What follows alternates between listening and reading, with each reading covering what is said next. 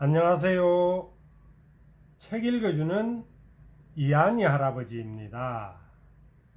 오늘부터는 봉현주님께서 엮으시고 김송미님께서 그림을 그리신 저학년 전래동화라는 책에서 한 편씩을 읽어드리도록 하겠습니다.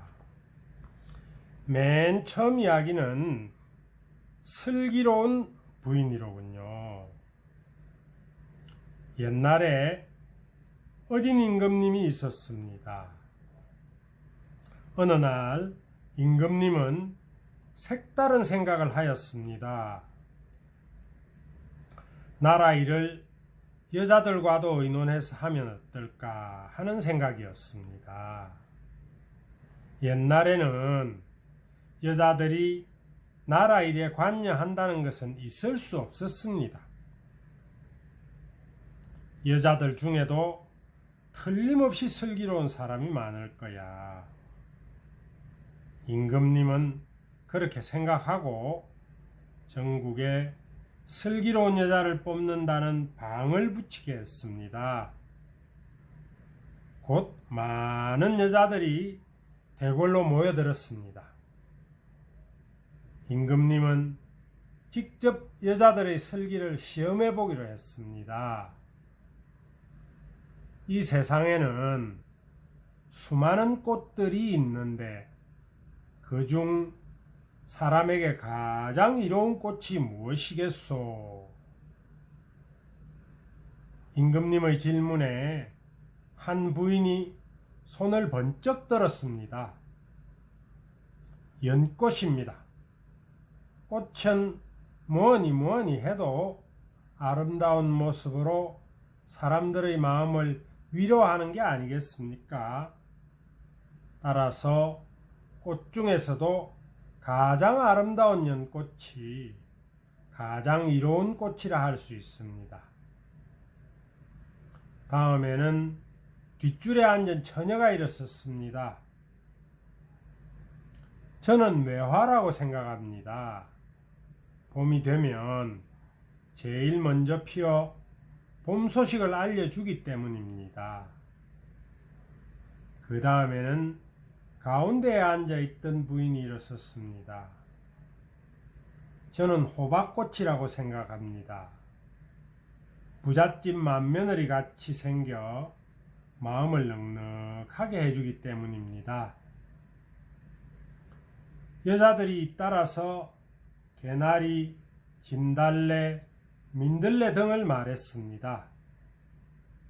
그러나 임금님은 그때마다 고개를 저었습니다. 마지막으로 맨 구석에 앉아있던 부인이 일어섰습니다. 이 세상에서 가장 이로운 꽃은 목화입니다. 옳거니 임금님은 부인이 이유를 말하기 전에 무릎을 쳤습니다. 목화야말로 세상에서 가장 이로운 꽃이고 말고 목화를 심으면 심은 사람도 부유해지지만 나라도 부유해지지 않는가. 임금님이 여자를 칭찬해 주었습니다. 그럼 두 번째 질문을 하겠소. 이 세상에는 수많은 고개가 있는데 그 중에서 가장 높은 고개가 무엇이겠소? 이 세상에서 가장 높은 고개는 대관령 고개입니다. 임금님의 질문이 끝나자마자 한 부인이 벌떡 일어나 대답했습니다. 임금님은 고개를 저었습니다. 진부령 고개입니다. 말티 고개입니다. 여자들이 잇따라 일어나며 대답했습니다. 그때마다 임금님은 고개를 저었습니다. 여자들은 더 높은 고개를 생각해내기 위해 머리를 갸우뚱거렸습니다. 그때 첫 번째 질문을 마쳤던 부인이 다시 일어섰습니다. 세상에서 가장 높은 고개는 보릿고개입니다. 많고 많은 고개가 있지만 보릿고개처럼 넘기 어려운 고개는 없기 때문입니다. 옳거니 이번에도 임금님은 무릎을 탁 쳤습니다. 그래, 보릿고개만큼 넘기 어려운 고개가 또 어디 있으려고.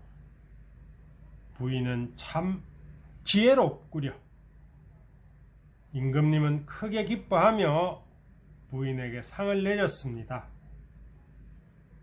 그 후 나라에 큰일이나 어려움이 있을 때마다 임금님은 부인을 대궐로 불렀습니다. 그때마다 부인은 나라 일에 많은 도움을 주었습니다.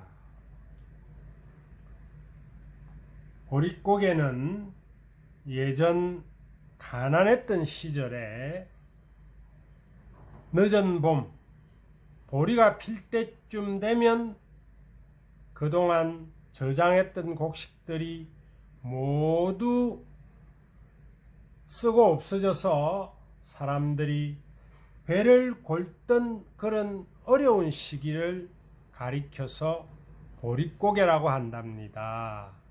그때는 보릿고개를 넘기는 게 아주 큰 일이었습니다.